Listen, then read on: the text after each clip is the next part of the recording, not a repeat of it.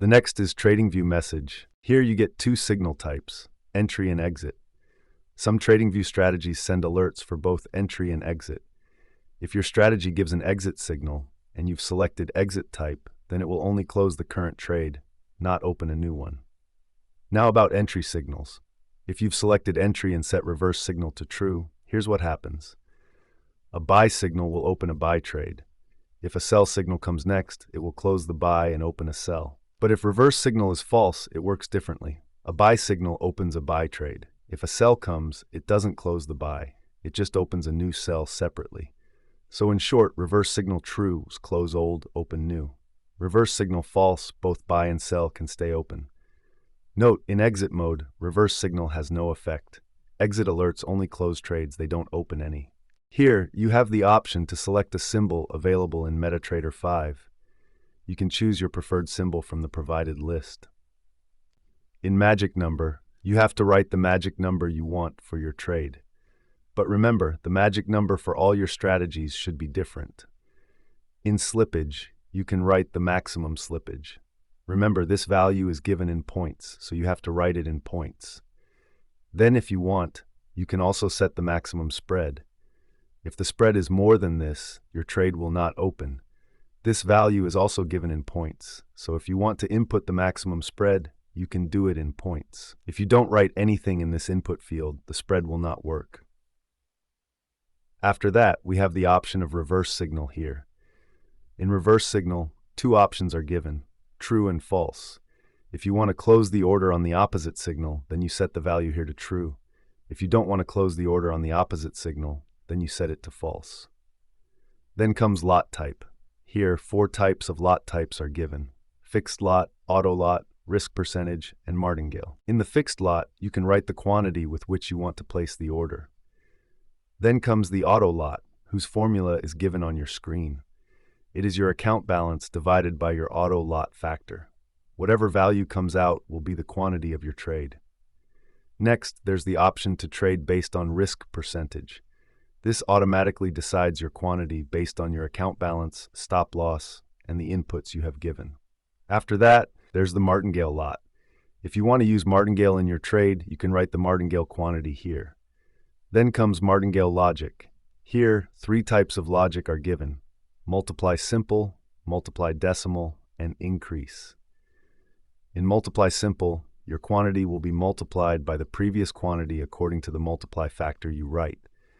But if your multiply value is in points, then you need to select martingale decimal for multiplication in points. Next is martingale increase. If you select increase in martingale logic, you need to write how much quantity you want to increase with your previous quantity. So orders will be placed in this manner. In the lot settings, you only need to fill the input field of the lot type you have selected. You don't need to fill the other input fields. After checking all input fields, click on the Generate button. Then you see an error here. The error is because we have selected risk percentage in the lot type, but we have not entered the stop loss. For risk percentage, we need to calculate the order's quantity by considering stop loss, risk percentage, and account balance. So here, you need to write the stop loss. If you want to keep take profit with your trade, you can write that too. But remember, the values for stop loss and take profit are given in points. After that comes trade comment. Here, if you want to add a comment to your trade, you can do so. After filling all the inputs, click on the Generate button. Then you can see here, a message has been generated because we have entered the correct input in the right field. If you select fixed lot here, and don't write the quantity for the fixed lot and then click on the Generate button, the message will not be generated.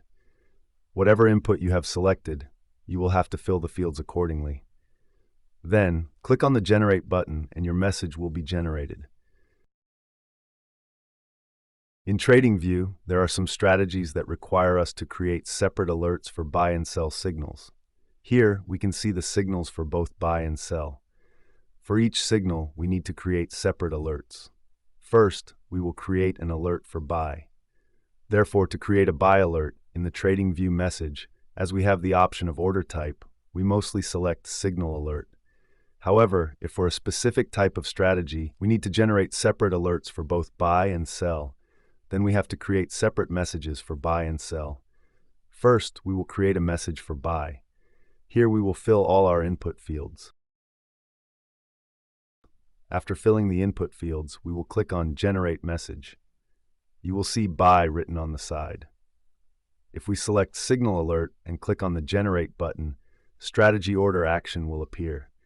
But when we create a message for Buy, Buy is written here. Now we will copy this message and paste it in the TradingView message.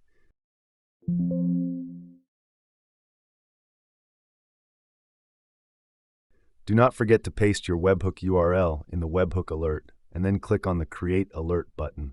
This way, the buy alert will be created. Now we have to create a sell alert in the same way. Here, we will select Sell in the order type and click on the Generate button. Now Sell will be written on the side. We will copy it and then click on Add Alert. In the message, we will paste the Sell message we just created, and then select Sell in the condition and click on the Create Alert button. Thus, using the order type, you can create your buy and sell alerts separately. But remember, if the strategy does not give an option to select buy and sell, then you have to select As per Signal Alert. And this is how you use order type in TradingView message.